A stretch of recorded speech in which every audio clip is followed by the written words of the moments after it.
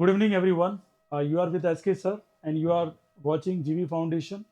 Yesterday, we already talked about the work and energy, and already discussed all the concept which is related about the gravitation. Sorry, gravitation. And I hope so. You all are good. और मुझे उम्मीद है कि सभी क्या होंगे, स्वस्थ होंगे, तंदुरुस्त होंगे और मस्त होंगे. So let's start our question round. This is relevant to the what important question that came in CBSE. Okay. Many questions are came in CBSE and some of the questions are in KB और जवाहर नवोदय की questions. उसकी आज हम बात करेंगे. तो मैं पहला एक क्वेश्चन लिखूंगा, 30 सेकंड का आपको टाइम होगा, है ना? नो, 1 मिनट का टाइम उस क्वेश्चन में होगा जो उसके लायक होगा. मान लो 3 4 5 लाइन का तो समझ में आता है ना. PY quiz first, PY quiz. पहला क्वेश्चन है what is the gravitational force, the gravitational force, what is the gravitational force between the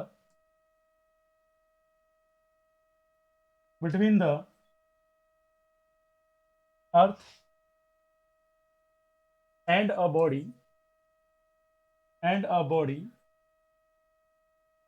is called. ठीक है, 30 सेकेंड टाइम है. Your time already started. Easy है, रिलैक्स होके समझेंगे तो आपको आंसर भी आ जाएगा. ठीक है, बताइए, कोई बात नहीं, रिलैक्स होके आराम से सोचें और बताएं. मुझे कमेंट करें ना, कमेंट करके मुझे बताओ क्या रहेगा आंसर. डिस्कशन नहीं, only alone, single mind think, single question answer, that's it.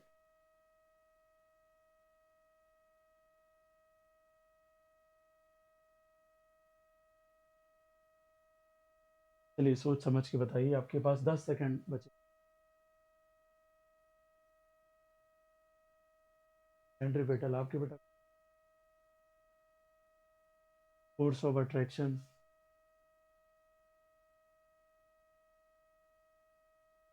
तो आंसर इज बेटा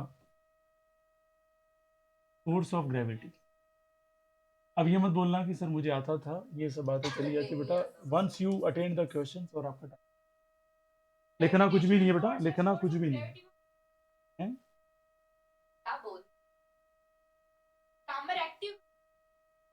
एक्टिव नहीं है बेटा. अगर मैं थोड़ा देखे ध्यान से, 2011 सीबीएसई का क्वेश्चन है बेटा ये. और वो इतने बेवकूफ़ नहीं, उन्होंने अपनी लाइफ के कम से कम 40 से 50 साल दे दिए, तब जाके उनको पेपर बनाने का मौका मिलता है. तुम समझ सकते हो कि उनका लेवल क्या है. ठीक है बेटा, क्वेश्चन ऐसे ही आते हैं जैसे आज क्वेश्चन आया. पेपर था परसों, ठीक है, नहीं कल 9th का पेपर था. 9th का पेपर था, उसमें बिल्कुल सिंपल क्वेश्चन आया, सिंपल टू सिंपल क्वेश्चन कि ऐसा कौन सा रेशनल नंबर है जो तो पॉजिटिव भी नहीं है, नेगेटिव भी नहीं है, जीरो. अब आपको पता है, इसलिए जिनको नहीं पता उसको तो ऐसा लग गया यार कि ऐसा क्वेश्चन तो है ही नहीं, देखा ही नहीं हमने. तो कई बार कैसा होता है, बहुत सिंपल सिंपल क्वेश्चन आ जाते हैं और हम क्या कर जाते हैं, फ्लिप. डेफिनेटली अब सेकंड क्वेश्चन की बात करूंगा, 30 सेकंड रहेंगे. किसी को नोट नहीं करना बेटा, ऑलरेडी अवेलेबल है रिकॉर्डेड वीडियो, घर पे जाके देखिए आराम से. Next question, what is meant bye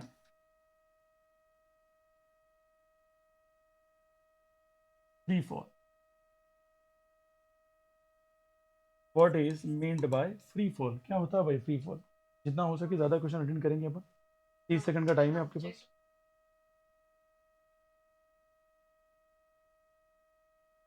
acceleration due to gravity. आप कुछ कह रहे थे बेटा?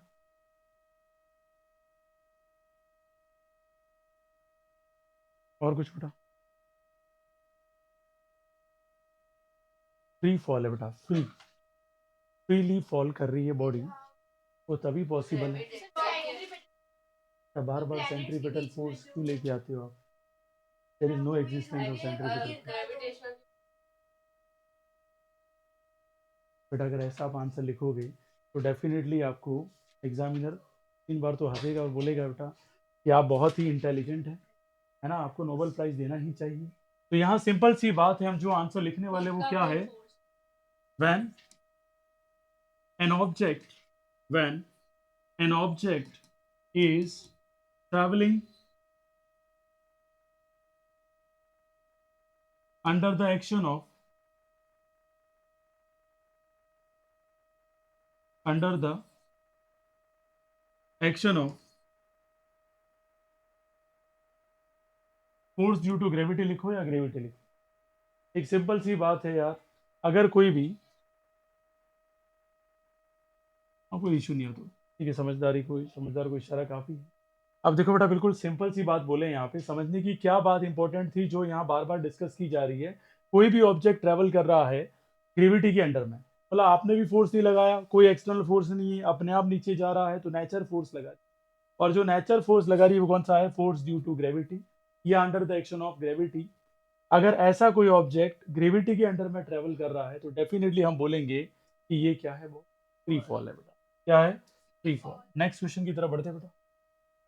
Question number third. Question number third है, state any phenomenon. State any phenomenon. मैं वही क्वेश्चन करवा रहा हूँ जो ऑलरेडी सीबीएसई में पूछे गए हैं, चाहे वो केवी या किसी भी स्कूल में पूछे गए। Related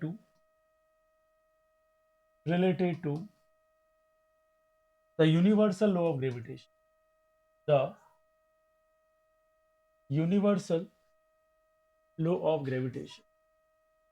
law of gravitation. मैं यहाँ स्ट्रेटजी की बात कर रहा हूँ बेटा, मुझे कोई ऐसा स्टैंडर्ड क्वेश्चन लेके नहीं चल रहा हूँ। मेरा तो ये बस आपके लोकल एग्जाम से रिलेटेड ही मैं फोकस कर रहा हूँ, क्योंकि आपकी जो भी एग्जाम्स आएंगे अभी स्कूल लेवल के, उसमें आप फोकस कर सकते हैं। ये तो इसके फाउंडेशन पे जाएंगे तो क्वेश्चन हिलने भी बहुत हो जाएंगे अगर बिना पढ़े आ जाए। चलिए बताइए इसमें कौन सा रहेगा, आराम से बताइए आप, 30 सेकंड आपके पास है। जी बेटा, स्टेट एनी फिनोमेना, कोई भी ऐसा फिनोमेना बताइए जिसका relation universal law of gravitation को डिफाइन करता।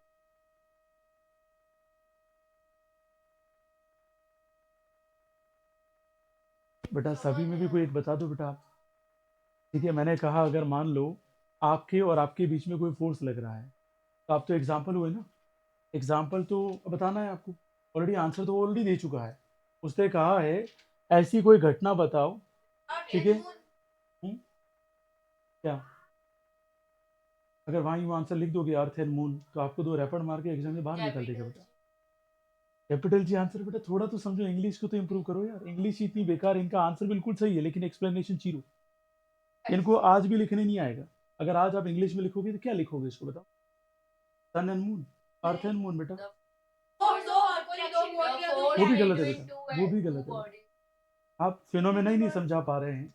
एक सिंपल सी बात बोली, आपने मुझे पूछा सर आपका नाम क्या है, मैंने कहा एस। फिर पूछा सर पूरा नाम पूछ रहा हूँ, सर एस के। अरे सर पूरा नाम पूछ रहा हूँ सर।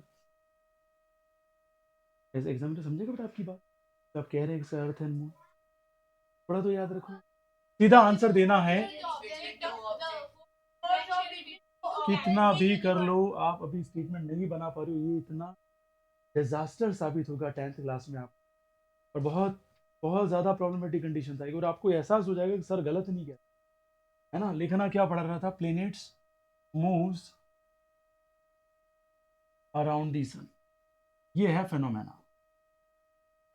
ठीक है, अब इसमें बहुत सारे आ गए, अर्थ आ गया, जुपिटर आ गया, मरकरी आ गया, यूरेनस आ गया, बहुत सारे हैं। अब फिनोमेना पूछा, फिनोमेना कौन है, कौन सी घटना है? अब इन्होंने बोल दिया पर दे कांट एक्सप्लेन। राइट क्या करेंगे आप? सन एंड मून, तुरंत काट देगा वो। ये फिनोमेना नहीं है, आपने 2 नाम लिखे, नाम नहीं चाहिए उसको। कौन सी ऐसी फिनोमेना है या इवेंट है जो ऑलरेडी हो रहा है यूनिवर्स में? क्या हो रहा है? प्लेनेट्स मूव कर रहे हैं, किसके अराउंड कर रहे हैं बेटा? सन के अराउंड। क्या मेरी बात समझ में आई बेटा? जितना ज्यादा आप कमांड करेंगे, मेरी बात करो, खुद की बात करो। दुनिया में बहुत सारे इंटेलिजेंट लोग हैं, मैं ये नहीं कह सकता वो इंटेलिजेंट नहीं, बहुत इंटेलिजेंट है। वो इंटेलिजेंट इसलिए है क्योंकि वो डिकोड करते हैं क्वेश्चन को। स्टेटमेंट बोला, एनी फिनोमेना, ये भी एक फिनोमेना बताओ जो क्या कह रहा है, रिलेट करता है किसको? Universal law of gravitation. अच्छा, यूनिवर्सल लॉ ऑफ ग्रेविटेशन हर जगह है, ऐसा आंसर लिख सकते हैं? क्योंकि उसने ये नहीं पूछा है कि आपको प्रेजेंट है कि नहीं सब जगह, वो नहीं पूछा, उसने पूछा फिनोमेना बताओ। अब ये फिनोमेना, बिल्कुल बेटा, बिल्कुल। अब आपको ये समझना होगा कि क्या चीज पूछ रही है बेटा, है ना। नेक्स्ट क्वेश्चन लिख रहा हूँ, आप डिकोड करें लैंग्वेज के, बहुत पास आ जाते हैं। और अगर आप ऐसे आंसर लिखेंगे, लिटरली बोल रहा हूँ, एग्जामिनर कोई भी होगा 10 बार सोचेगा यार कि किसके पास पढ़ रहा है। नेक्स्ट क्वेश्चन में लिख रहा हूँ, ट्राई करना है ना। A body of mass, a body of mass 10 kilogram is taken to the center of the earth, to the center of the earth,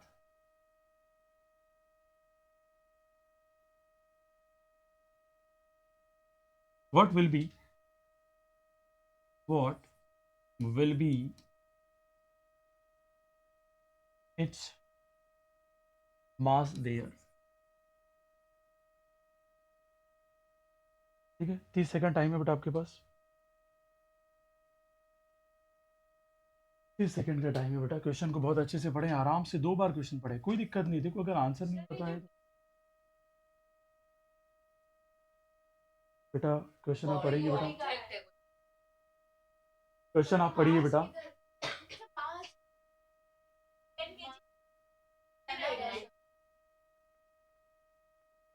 क्या सर एक्सप्लेनेशन दे सकते हैं आप? बताओ मुझे क्या एक्सप्लेनेशन रहेगा जो आपने कमेंट किया। ये भी आंसर एक्सेप्ट नहीं करेगा एग्जाम।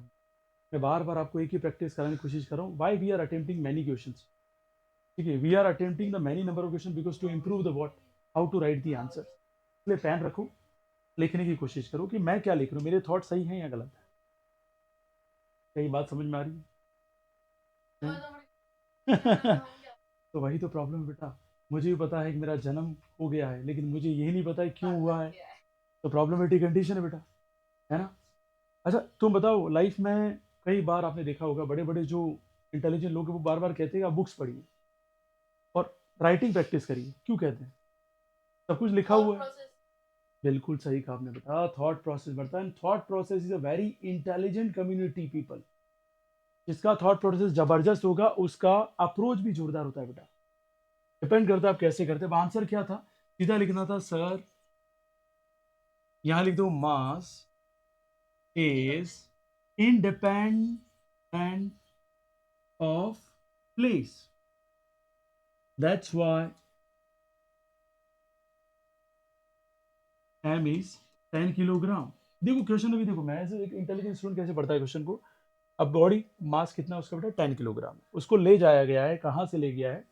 अर्थ का जो सेंटर था वहां से उठा के उसको कहाँ रख दिया गया है? ऑन दी अर्थ, बराबर, centre of the earth, taken to the centre of the earth. मान लीजिए मैं अभी यहाँ पे खड़ा हूँ, आपने मुझे उठा के कहाँ पे रख दिया? सेंटर पे रख दिया। किसके सेंटर पे रखा? अर्थ के सेंटर पे। अच्छा मुझे बताइए, मैंने कहीं यहाँ वेट पूछा है आपको? अच्छा वेट पूछा होता तो डेफिनेटली आप क्या बोलते हैं? Sir zero answer. जीरो क्यों बोलते हैं? क्योंकि जी जीरो हो जाती है। जी क्या हो जाता है बेटा? जीरो हो जाता है। लेकिन मैंने तो मास ही पूछा, और मास का जब डिफरेंस हम पढ़ रहे थे वेट और मास के बीच में, तब भी मैंने क्या कहा था कि mass is a constant quantity, उसका किसी पे भी कोई रिलेशन नहीं होता, किसी पे डिपेंड करती नहीं। तो पहला वर्ड ही आपको क्या बोलना था? Sir mass is independent of place. बात भी किसकी कर रहे हैं? प्लेस की ही कर रहे हैं। और फिर अगर आप आंसर देते हैं एम इज 10 किलोग्राम, तो जाके एक नंबर पूरा मिलता, अदरवाइज हाफ मार्क्स छोड़ के छोड़ देता। जितना भी ब्रिलियंट आंसर होगा उतना ही एग्जामिनर इंप्रेस होते हैं, जितने आंसर्स रफ होंगे उतने ही एग्जामिनर आपके रिजल्ट्स भी रफ ही आएंगे। क्वेश्चन नंबर नेक्स्ट बेटा, ट्राई करें। नेक्स्ट क्वेश्चन लिख रहा हूं मैं। राइट द डायरेक्शन ऑफ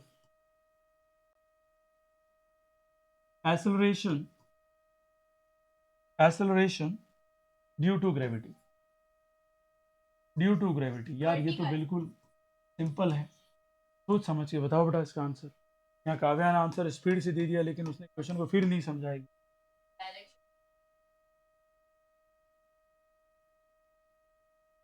बेटा वर्टिकल कभी भी एक्सिस हो सकती है बेटा।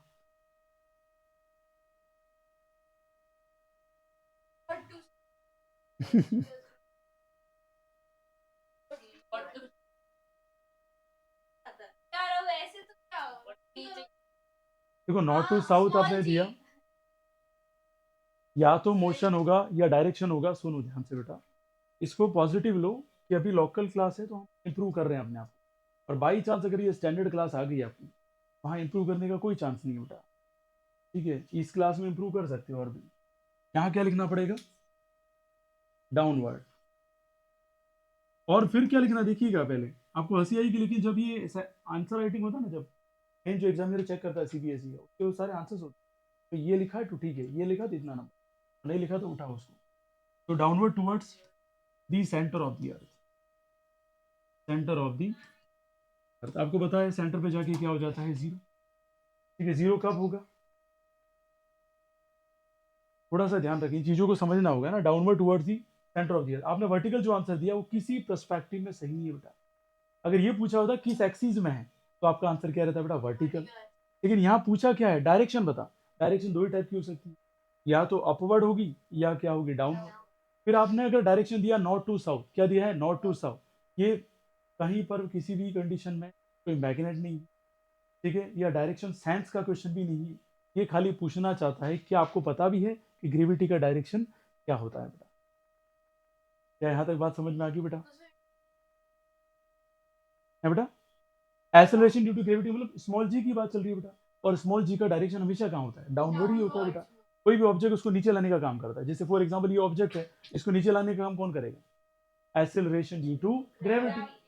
क्या बात समझ में आ गई बेटा, यहाँ तो कोई दिक्कत है। नेक्स्ट क्वेश्चन मैं लेके चलता हूँ बेटा, कोशिश करना सही आंसर देने की। क्वेश्चन नंबर 6 में लिख रहा हूँ बेटा, है ना, body is drop when a body is drop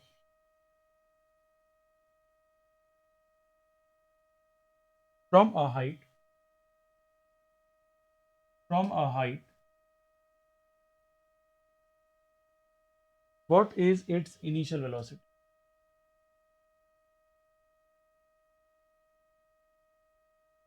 initial velocity।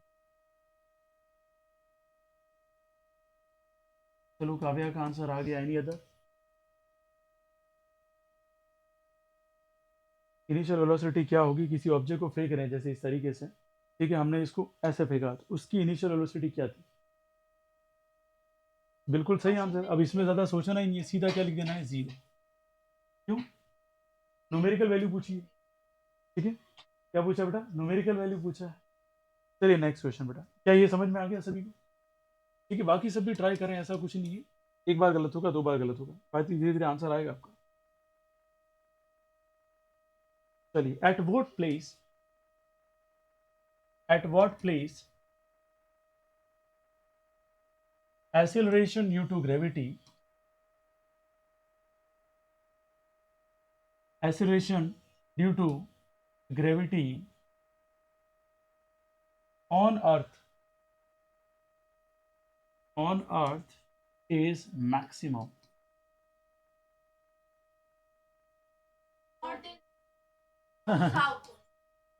फिर क्वेश्चन को समझो बेटा,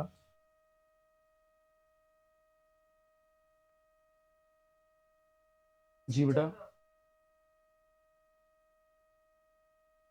मुझे पूरा भरोसा है कि तुम इम्प्रूव होंगे, ठीक है, क्योंकि जिस तरीके से आप पढ़ रहे हैं, समझ रहे हैं, तो 100% मुझे पूरा भरोसा है कि आपके कमेंट फ्यूचर में बहुत ही ज़्यादा पॉजिटिव आएंगे, ठीक है, क्योंकि आप ट्राई कर रहे हैं, सबसे बड़ी बात तो।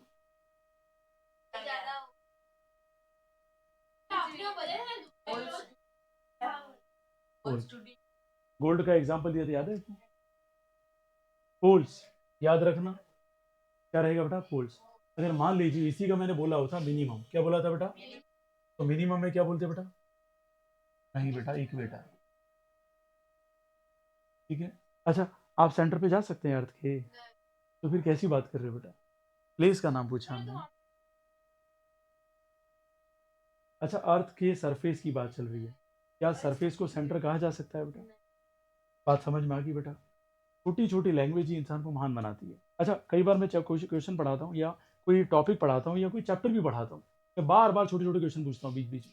अच्छा, ऐसा क्यों करता है एक टीचर, वो जानता है कि इस टाइप के क्वेश्चन बार बार जब चैप्टर एंड हो जाएगा, रिवीजन होगा, तब क्वेश्चन पूछे जाएंगे और स्टूडेंट को हैबिचुअल होना होगा इसके साथ, ठीक है। ये सारे सीबीएसई क्वेश्चन मैं जो पढ़ा रहा हूँ, देखो 1 to लास्ट सीबीएसई एक भी एक्स्ट्रा नहीं लिया है।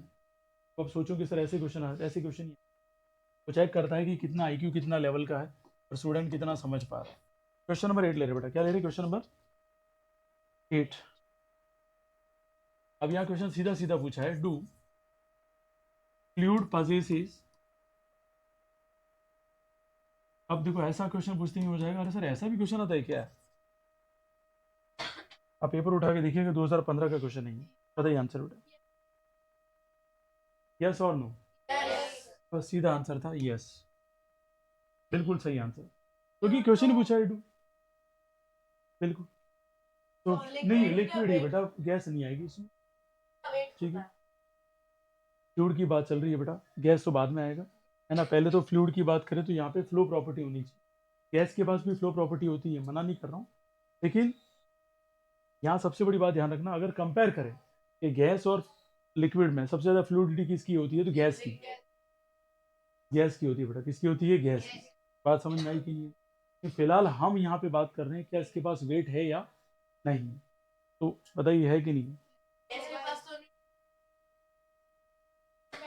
अच्छा, ऑक्सीजन का वेट बता सकते हो बेटा आप, एटॉमिक मास कैसे है बताओ?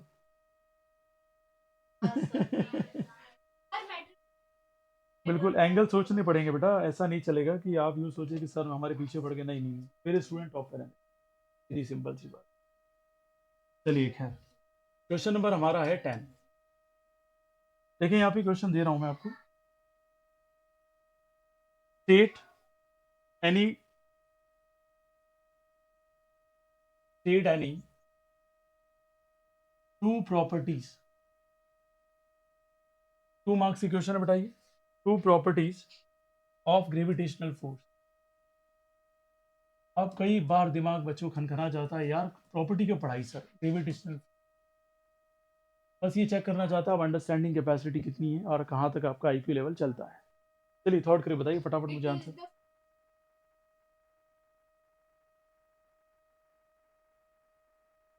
प्रॉपर्टी बेटा, अगर आपके बारे में कोई पूछे काव्या कैसी है, अच्छी है बुरी है, वो प्रॉपर्टी बेटा, है ना। यस शी इज राइट, पहली प्रॉपर्टी इसने बताई। देखो यहाँ समझना बेटा, पहला आंसर क्या आया, वीकेस्ट फोर्स, ठीक है, या फोर्स इज वीक। दूसरी प्रॉपर्टी बताई, चलो फर्स्ट होगी, second attractive force.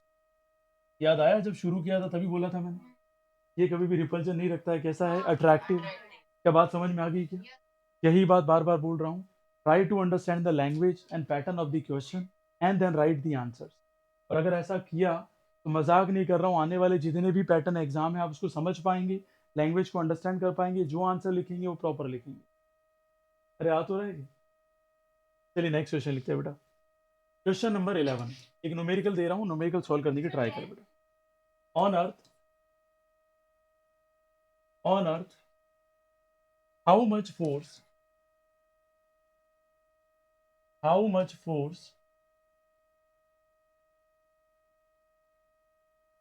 is needed, is needed to lift, to lift up an object, an object।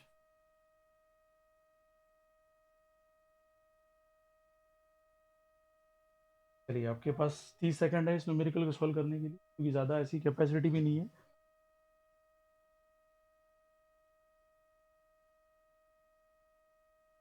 मतलब ये तो ऐसी बात हो गई कि क्वेश्चन दिया नहीं, बेटा आंसर निकालना है, न्यूमेरिकल वैल्यू निकालनी है बेटा, थोड़ा समझा करो बेटा, है ना।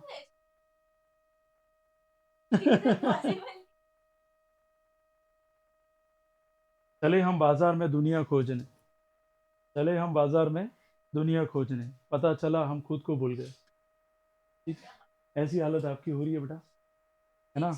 तो बेटर है कि हम पहले खुद की खोज कर ले, बहुत बड़ी बात है ना। ठीक सा गया बेटा, क्या बात है यार, गजब आपके तो टैलेंट है यार, ठीक है। और किसी कोई आंसर आ रहा है बेटा?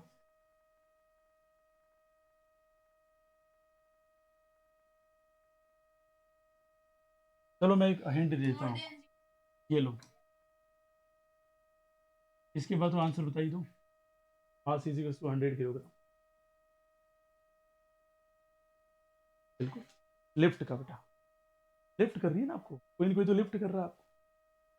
मान लेते हैं कि जिसको लिफ्ट करना है उसका 100 किलोग्राम है, मान लीजिए मेरा ही 100 किलोग्राम मान लो, चलो हिंट आ गया, दिमाग सेट हुआ। सबसे बड़ी बात तो ये है कि आपको समझ में आया कि कहाँ तक अप्रोच रखनी है। एम की वैल्यू दे दी मैंने आपको 100 किलोग्राम, अब तो हो ही जाना चाहिए।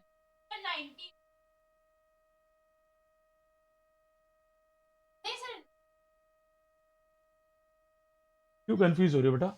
एफ इजिकल्स टू फॉर्मूला क्या रहेगा, एम जी, और आपको एम कितना दे रखा है 100, और यहाँ क्या आ जाएगा 9.8, और नीचे क्या आएगा 10, 0 से 0 कैंसल, और आंसर आ जाएगा 980 न्यूटन।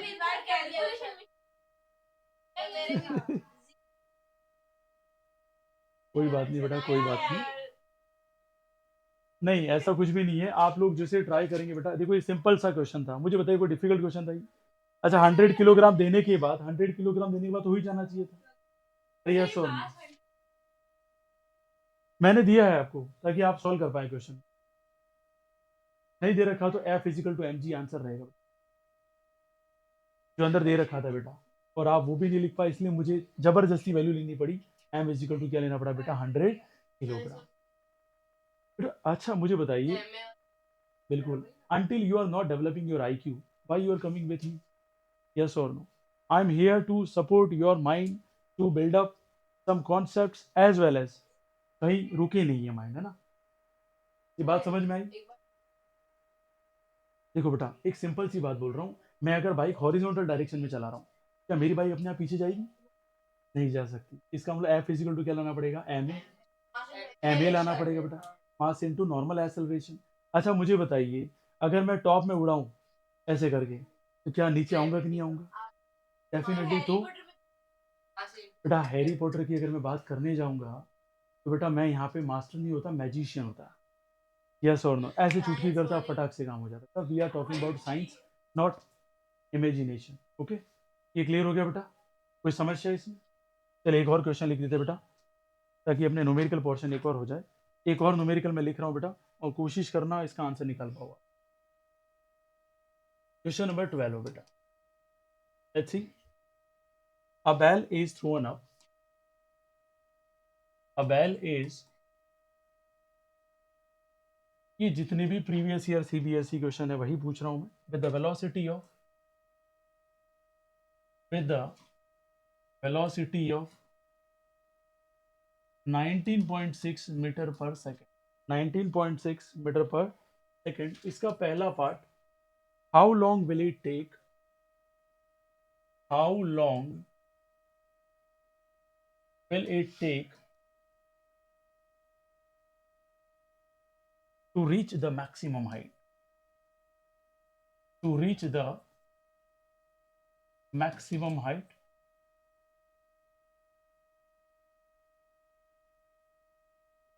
और सेकंड बेटा है हमारा important, how high will it go, how high will it go. चलिए आपके पास, मैं इस क्वेश्चन के लिए आपको 2 मिनट दूंगा, रहम तो करना पड़ेगा थोड़ा बहुत तो, है ना? एटीट्यूड जिसका बहुत अच्छा होता है ना बेटा, दुनिया इससे बहुत जलती है। अगर आपका एटीट्यूड बहुत शानदार है बेटा, दुनिया आपकी दीवानी हो जाएगी। कौन क्या सोचता है उससे कोई फर्क नहीं पड़ना चाहिए, इंपॉर्टेंट है कि आप क्या सोचते हो और किस तरीके से अच्छा करें, है ना? अगर निकोला टेस्ला दूसरों के बारे में सोचता, ठीक है, या एप्पल का जो फाउंडर है, गूगल के फाउंडर है, तो वो वहाँ तक पहुँच ही नहीं पाते बेटा। उनका सोच इंसान के नॉर्मल माइंड से बहुत ज़्यादा है। तो अपना आईक्यू बिल्डअप करें जितना हो सके।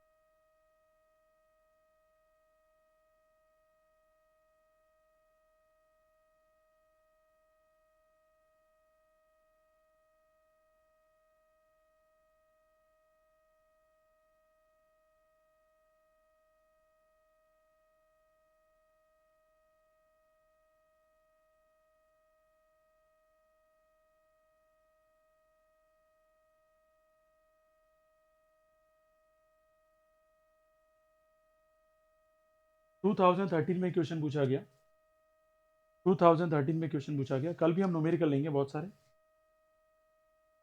ताकि कॉन्सेप्ट बिल्डअप हो जाए कि किस टाइप के क्वेश्चन आते हैं।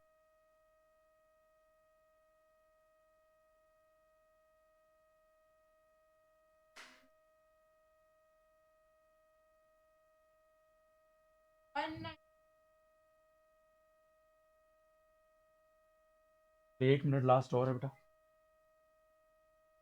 पहला क्वेश्चन मैं सॉल्व कर रहा हूँ, है ना। फर्स्ट क्वेश्चन बेटा, यहाँ देखो सबसे पहले इजी चीजें बेटा। सबसे पहले माइंड की जो स्ट्रेंथ है उसको बिल्डअप करो by looking in concept.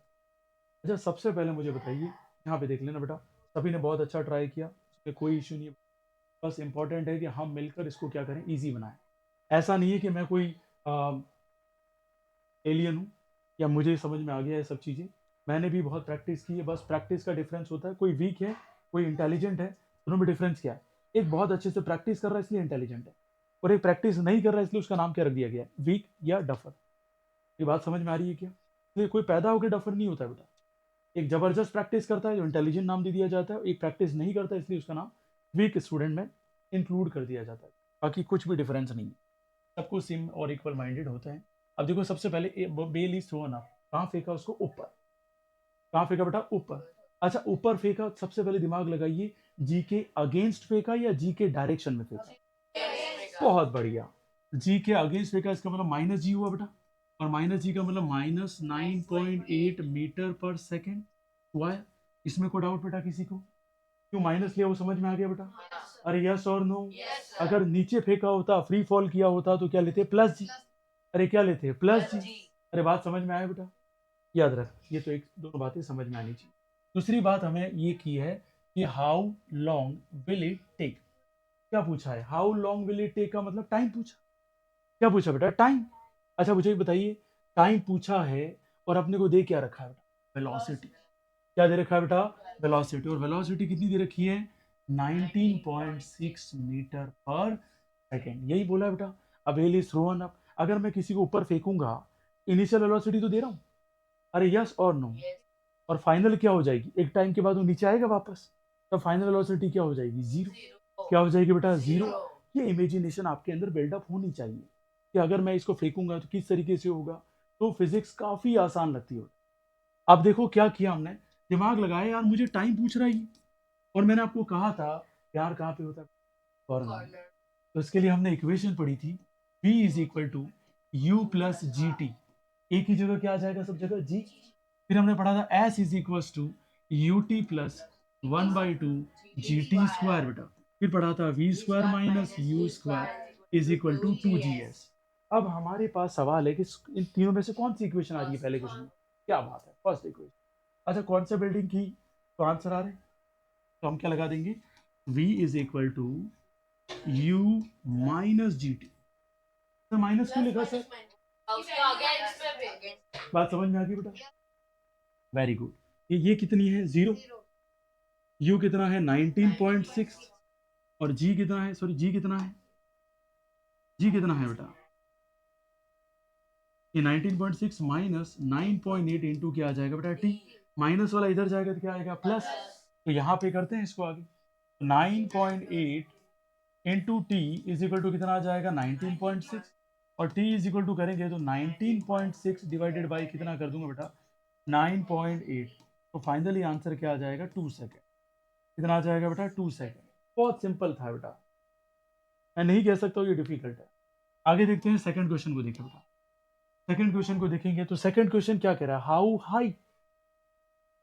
High का मतलब, हाइट का मतलब डिस्प्लेसमेंट। इसकी बात चल रही है बेटा, डिस्प्लेसमेंट। अच्छा मेरे पास टाइम आ गया है, मेरे पास टाइम आ गया है, या आप देख सकते हैं वेलोसिटी गिवन है और डिस्प्लेसमेंट पूछा है। क्वेश्चन को ही फोकस करो, वेलोसिटी गिवन है, क्या पूछा है? डिस्प्लेसमेंट। कौन सी इक्वेशन लगेगी? बेटा क्या होगा तुम्हारा? थोड़ा तो दिमाग लो, माइंड को यूज करो। प्यार कहाँ पे होता है? कॉर्नर में। तो वेलोसिटी और कौन है बेटा? डिस्प्लेसमेंट। कौन सी लग जाएगी यहाँ पर? थर्ड। अब यही तो प्रॉब्लम है स्टूडेंट। अब आप ये समझोगे सर सेकंड सेकंड लगेगी, लेकिन यहाँ से रिलेशन लोगे, तो हमारा फोकस किस में होना चाहिए? क्वेश्चन पे होना चाहिए। तो हमने क्या किया बेटा? V square minus u square is equal to क्या लिया बेटा? 2gs। अब देखो यहाँ पे देखो, v कितना है? जीरो। जीरो का स्क्वायर माइनस ये कितना है बेटा? 19.6 का क्या हो जाएगा बेटा? होल स्क्वायर, और 2, और यहाँ पे हो जाएगा माइनस का 9.8। माइनस क्यों लिखा सर? वेरी गुड, क्योंकि अब मोशन जो हो रहा है वो ग्रेविटी के अगेंस्ट हो रहा है। बहुत बढ़िया बेटा। और निकालना क्या है? एच। चलिए कोई दिक्कत यहाँ तक? अब माइनस का माइनस बेटा इसको कितनी बार लिखेंगे बताओ? 19.6 इंटू 19.6 और नीचे क्या आ जाएगा बेटा? इसको मल्टीप्लाई करेंगे तो माइनस का क्या आ जाएगा? 19.6 is equal to h. Minus से माइनस क्या हो गया? ये भी कैंसिल हो गया बेटा और H is equal to answer आ गया। क्या ये इजी था या टफ था? और क्या सॉल्व करे बेटा, आप बता सकते हो क्या? अच्छा क्या पॉइंट हटा के ऐसा क्या कर दूंगा? आंसर तो वही आएगा बेटा। आप बता दो, चलो कोई दिन है चल के बताओ बेटा, पॉइंट हटा के बताओ बेटा, अभी करो।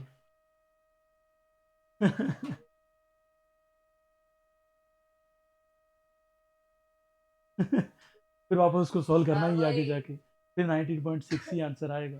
क्या यहाँ तक समझ में आया क्या? तो आज की क्लास मैंने भी शादी कर ली थी, बाद में पता पड़ा कैटरीना कैफ की नहीं हुई है बेटा, लेकिन मुझे भी ध्यान रखना चाहिए था, थोड़ा वेट करना चाहिए था। चलिए यार, ये समझ में आया आज की क्लास? किसी को डाउट, किसी को? उम्मीद है सभी को समझ में आया होगा। तो thank you so much for watching GV Foundation and I hope so सभी मस्त होंगे, तंदुरुस्त होंगे और स्वस्थ होंगे। Thank you so much for watching us. Thank you. Class is over.